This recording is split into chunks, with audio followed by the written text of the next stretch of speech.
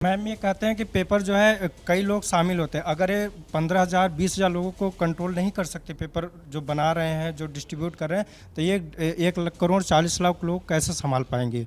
पहला सवाल। दूसरा, कोचिंग वालों की मिली भगत तो रहती है। 140 करोड़ आप कह रहे हैं ना? हाँ। जब ये 15,000 लोगों को नहीं संभाल पा रहे तो उनको कैसे छोटा सा हिस्सा नहीं संभाल पा रहे हैं तो पूरा देश कैसे संभलेगा? मैम मैं ये कहना चाहती हूँ कि बच्चे नकल करते क्यों हैं? हमारे एजुकेशन सिस्टम में प्रॉब्लम है, तब तो बच्चे नकल करते हैं। प्रॉब्लम ये है कि बच्चा क्यों नहीं पढ़ा।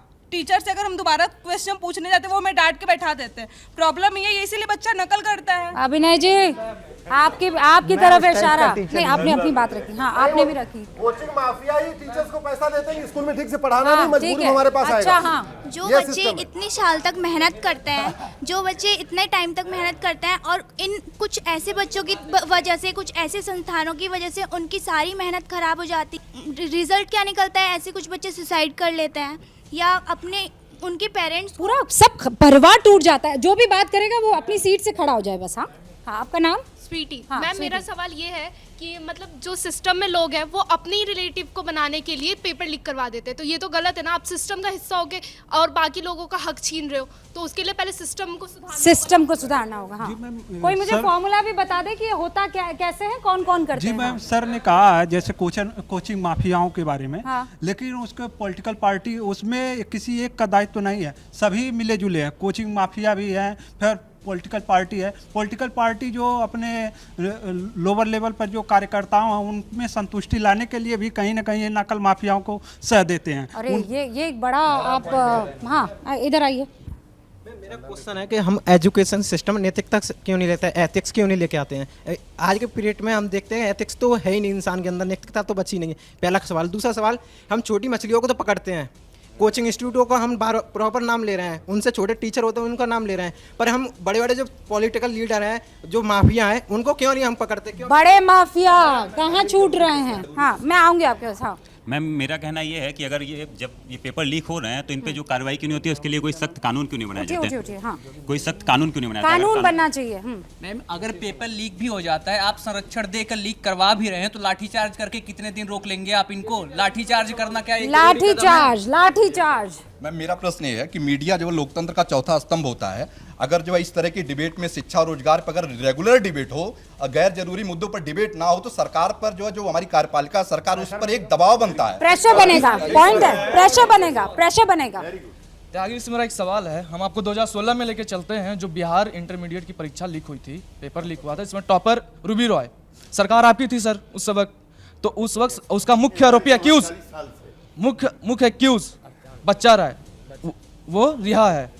इसका मुख्य का ये होता है कि जैसे कि 25 लाख रुपए हम दे रहे हैं, 5 लाख हम दे रहे हैं, जिस माफियाओं को दे रहे हैं, तो 3 लाख तो हिस्सा इनके पास जा रहा है, तो ये क्यों रोकेंगे? हिस्सा जाता है क्या सर? मुझे जवाब दीजिएगा। हाँ, अच्छा, इनके बारे में मैं ये बता दूं कि एक सेकंड, इनके बारे में, अब तो आपकी उम्र निकल गई है शायद एग्जाम देने की। हाँ? आदमी थक गया, जितनी बार एग्जाम देने गए उतनी बार सर पर्चा लीक हो गया। अब क्या करते हैं? अभी मैं गलगोटिया यूनिवर्सिटी में प्रोफेसर हूँ। लो जी, आप प्रोफेसर बने। हाँ। मेरा एक सवाल है सर से। सर ने कहा कि ह्यूमन इंटरवेंशन कम होना चाहिए, तो हम इंफ्रास्ट्रक्चर पे नहीं, पहले आप मुझे अपना पर्सनल एक्सपीरियंस बताइए, कहाँ गए, कब पर्चा लीक हो गया?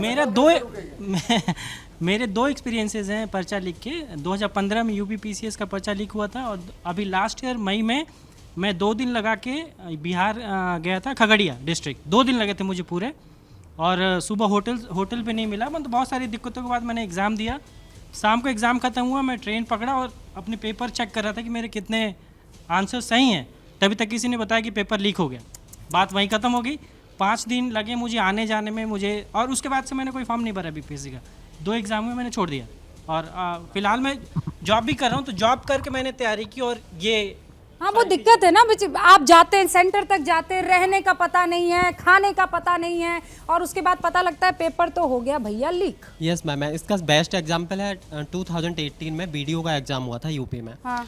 अभी तक उसकी कोई डेट भी क्लियर नहीं हुई कि वो दोबारा कब होगा, और वो एग्ज़ाम मैंने दिया था, अभी भी मैं उसका इंतज़ार कर रहा हूँ। अगर मान लो मेरे कुछ सपने ऐसे रिलेट होते हैं उस एग्ज़ाम से, तो वो सपने भी तो सारे किल हो जाते हैं। हमारी फैमिली पर्सन्स की जो उम्मीदें होती हैं वो भी उसके साथ किल होती हैं। तो इसके लिए मैं तो यही कहूँगा कि सरकार को, गवर्नमेंट को इस पर एक स्पेशल एजेंसी बनानी चाहिए जो पर्टिकुलर इस पे काम करे। एजेंसी, हाँ, जो इलेक्शन कराती है, सब कुछ टाइम किसी तरह की साहब ऐसा हो सकता है? क्या ये मुमकिन है?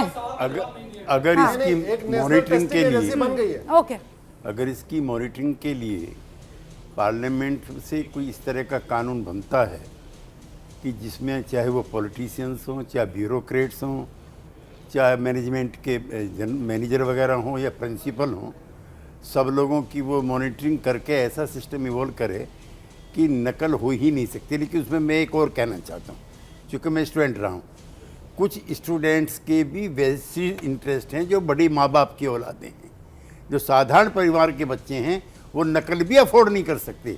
नकल भी अमीर ख़ानदानों के जो बच्चे हैं पैसे दे करके वही कर सकते हैं। इसलिए हमें भी ये त्याग करना पड़ेगा कि हम नकल नहीं करेंगे, पेपर लीक का फ़ायदा हम लोग नहीं उठाएंगे, इसका भी हमें ध्यान रखना।